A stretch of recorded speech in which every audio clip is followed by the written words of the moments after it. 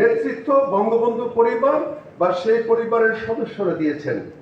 তারই ধারাবাহিকতায় বাংলাদেশ সহ দক্ষিণ পূর্ব এশিয়ার 11টি দেশের স্বাস্থ্য খাতের বিরল নেতৃত্ব এখন সাইমা ওয়াজেদের হাতে। এবং আমরা জানি যে WHO as a technical partner সরকারের সাথে কাজ করে।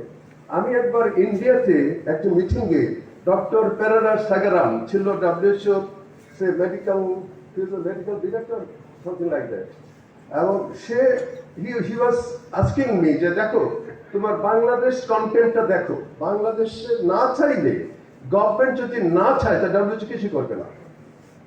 গভর্নমেন্টের ministry should be smart enough যে তার অধিকারটুকু রিজনাল অফিস থেকে তাকে নিতে হবে, চেয়ে নিতে হবে, এইটাকে ইনপুটটা মিনিস্ট্রিকে দিতে হবে, তাহলে WHO ওয়ার্ক প্ল্যানে সেটা ঢুকে যাবে।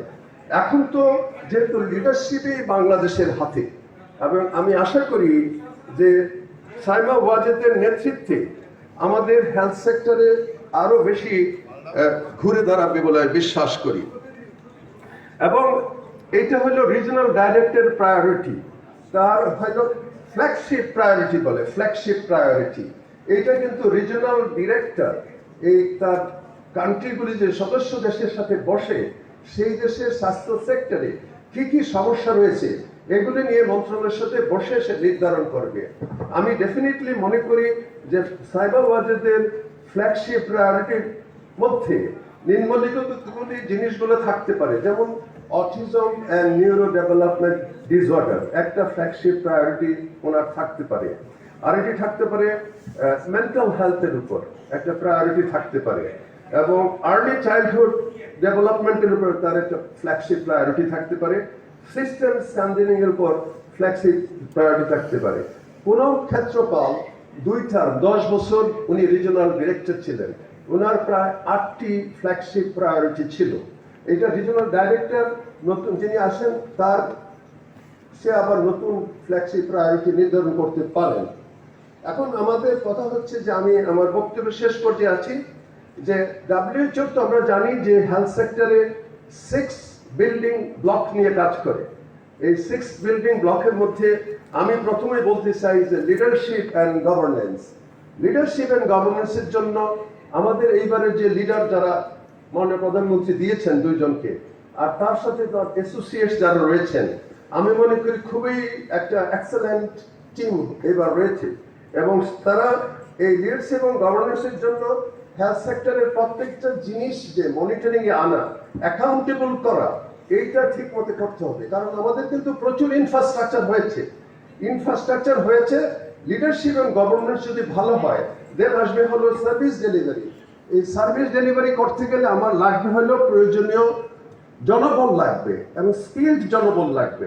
তাদেরকে অ্যাকাউন্টেবল করতে হবে, তাদেরকে সাস্টেনেবল করতে হবে, তাদেরকে কাজ করতে হবে, ঘোরাঘুরি করলে হবে না, শুধু রাজনীতি পলিটিক্স করলে হবে না, কাজ করে দেখাতে হবে, এবং ওইটা কিন্তু লিডারের দায়িত্ব তাদেরকে অ্যাকাউন্টেবল করা। আরেকটা হচ্ছে যে হেলথ সিস্টেম ফাইন্যান্সিং, অর্থ না থাকলে কিছুই হবে না।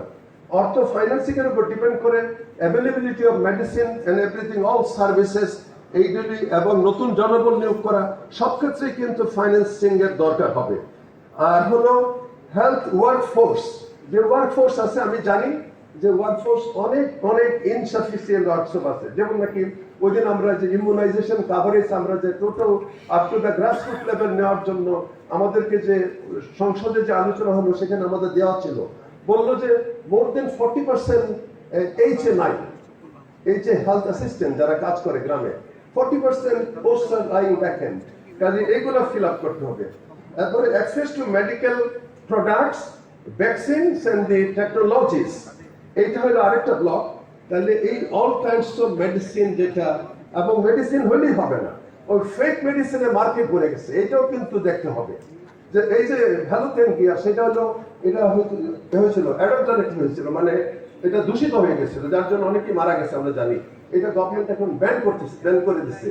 তাহলে শুধু মেডিসিন হতে হবে না, ইফেক্টিভ এবং কোয়ালিটি মেডিসিন থাকতে হবে, এবং ফেক মেডিসিনের উপর তদারকি বাড়াতে হবে। এরপরে লাস্টে বলা আসবে হলো হেলথ ইনফরমেশন সিস্টেম। ইনফরমেশন না পাইলে প্রপার ডাটা না পাইলে, ইনফরমেশন না পাইলে প্ল্যানিং হবে না, পরবর্তী ফিউচার প্ল্যানিং হবে না, কোথায় শর্টেজ আছে, কোথায় কাভার্ড বেশি হচ্ছে, কোথায় আনকাভার্ড হচ্ছে, এগুলোর জন্য ইনফরমেশন সিস্টেম খুব বেশি প্রয়োজন। আমি জানি যে ডিরেক্টর জেনারেল হেলথ সার্ভিসেস এর কাছে একটা খুবই আপডেটেড ইনফরমেশন সিস্টেম আছে। এটাকে আরো বেশি কানেক্টেড করতে হবে, both in private and the government sector. Private sector যা কাজ করে সেটার ইনফরমেশন আমাদের নিতে হবে, তাহলে জিনিসটি প্রপারলি কাজ করবে। আমি মনে করি যে আজকের এই দিনে এই প্রতিপাদ্য নিয়ে কাজ করতেছি, আমাদের একটা খুবই এক্সেলেন্ট একটা টিম রয়েছে এখন মাননীয় মন্ত্রী মহোদয়ের নেতৃত্বে।